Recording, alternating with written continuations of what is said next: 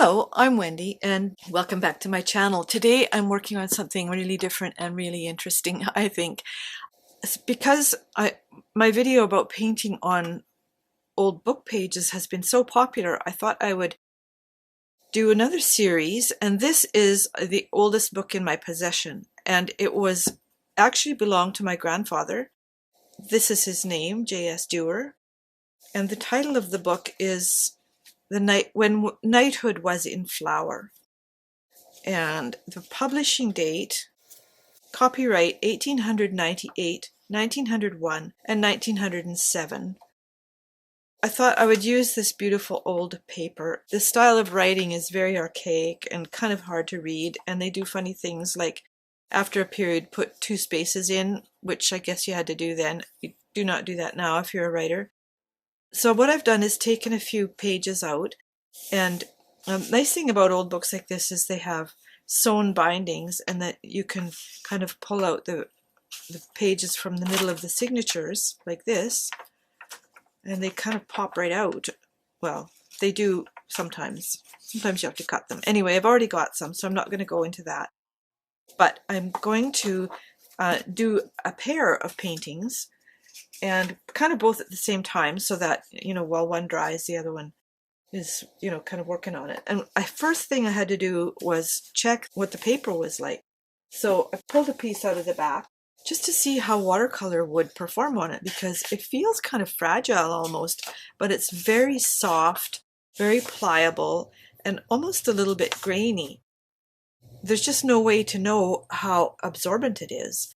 So I'm going to start with, I have actually drawn some flowers here, and they kind of go together. You'll see as we go along how they turn out. Now, I have some brushes here. I'm going to use this one for some leaves at some point, not right now. And why can't I find the one I want? I think I'll go with this one for now for the flowers. And these are going to coordinate, and I'll probably be making comments through, and let's just see what happens. I tend to keep my paints in my palette that I've used before, because I think so often I use similar colors that why not just wet them and use them again. So that's what I'm doing here. So just move that out of the way for the moment. Now, I've seen the picture that this is kind of based on, so you'll be able to see it as it appears. Found with this paper being so soft, I guess is the best way to put it, that you can't put a lot of water on it, and you can't really go over it and over it, I don't think. This kind of flower, I think, is probably a primula. Just going to make some variation in color here, and I do not want orange. I will be adding other layers as we go along, because it's going to be necessary. However, I'm going to do it very cautiously.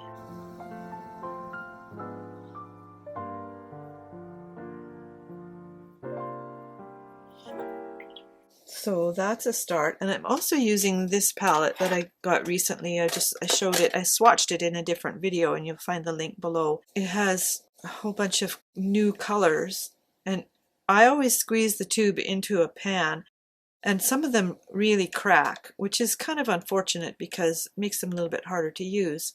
But I really like this yellow-green. Another thing I don't particularly like about a palette like this is that unless it's really stuck down, it wiggles, and I don't find that very useful. So anyway, that's just part of how things go. This is a beautiful yellow-green over here too. I may have to clean up some of these colors as time goes on here. See, now that isn't the color I want. I want a much softer green. This is a little bit too much like a green that doesn't occur that often in nature. So what I've done is take my lid off my other palette and pick up some other green colors that I already had mixed. In a case like this, you have to use what you've got. And it's really helpful to be able to mix colors because sometimes you just don't have what you want.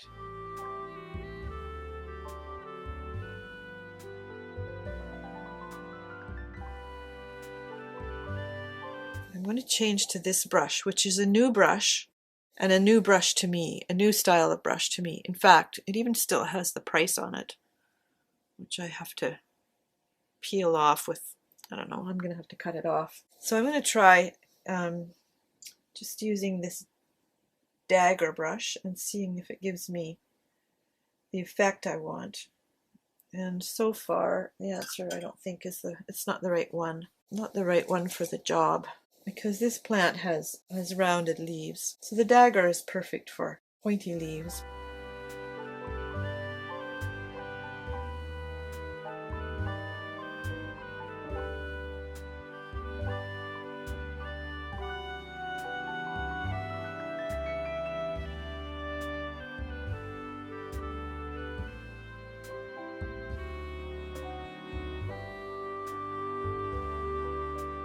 All right, I'm going to set this one aside and let it dry because I'm going to have to come back to it. And now I'm going on to flower number 2. For this one, I want a darker red in the blossoms, so I'm using some alizarin crimson and some quinacridone rose.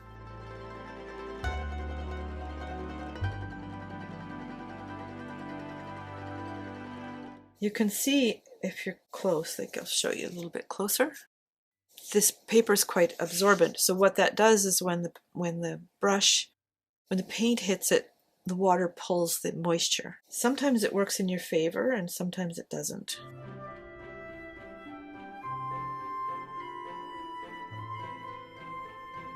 I do have a drawing here, but it's a little bit hard to see because I didn't want the pencil to show, and because of the softness of the paper, I didn't want to do very much erasing.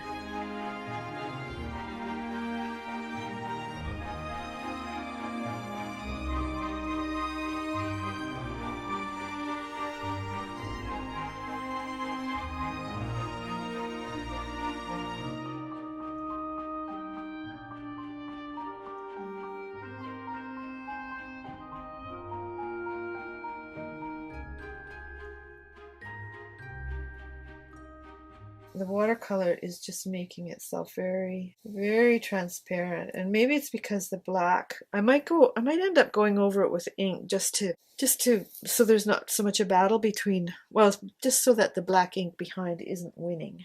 Wait and see what happens with that.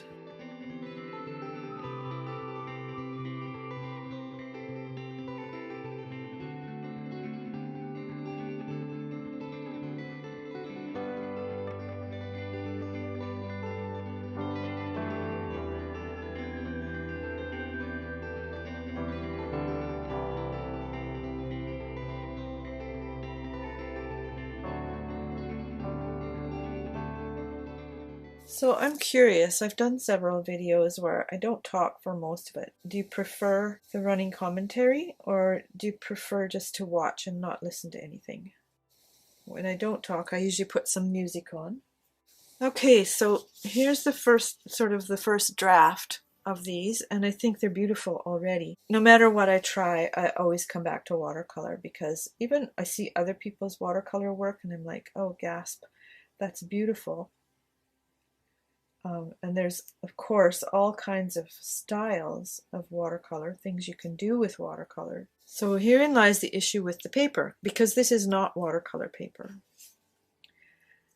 It's like any paper, you put too much water on it, it's not going to work out very well.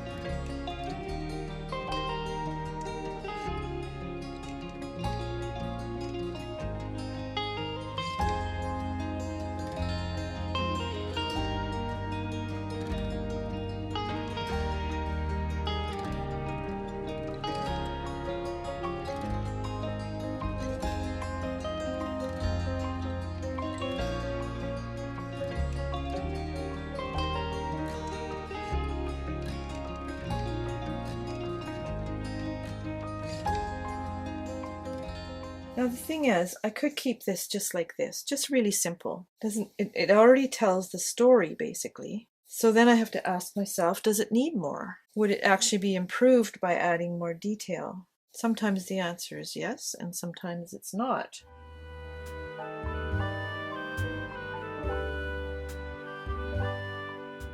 The question is, ink or no ink? I think these would probably benefit from some ink just for definition. This doesn't really need it, but maybe the leaves do because there's more of them and they're fussier. I think what I might do is, yeah, that's dry enough. Go with something quite fine. Like that. See how fine that is? This is a micron 005. So that way it won't be very obtrusive. You see what I mean? It's just very fine. So it gives our petals a little bit of definition. I think I like it. The thing is, everything works basically. And if it doesn't, well, then you can paint over it or throw it out and start over. So I'm not using a dip pen for the simple reason that too much ink flows. It's hard to control. Whereas this is simple. So I do like this. And I think it has really helped to make the flowers pop off that dark print. It's almost like you have to look hard to see it. That's all it needs, I think. And I think it has enhanced it. And now we'll do the same with this one. This one has a lot fussier little flowers around here. So I'm going to put a few of those in with just little scribbles.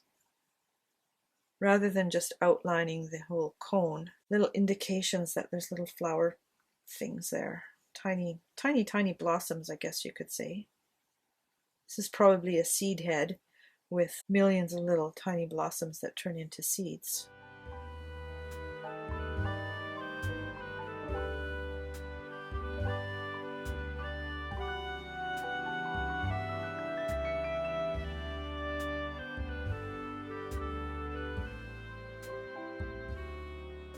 There's today's project. Now, these will go into my shop and you can find them. The links are below. I think these will turn out beautifully as a nice pair and this authentic vintage paper. I would love it if you'd leave a comment. Tell me what you think. Does the ink make it better or not so much? Do you like watercolor alone? Do you like the idea of painting on this old paper? Please subscribe to my channel and click the little bell so that you can get notified when I have a new video. And click the like button because that actually makes a difference to me. And I'll see you next time.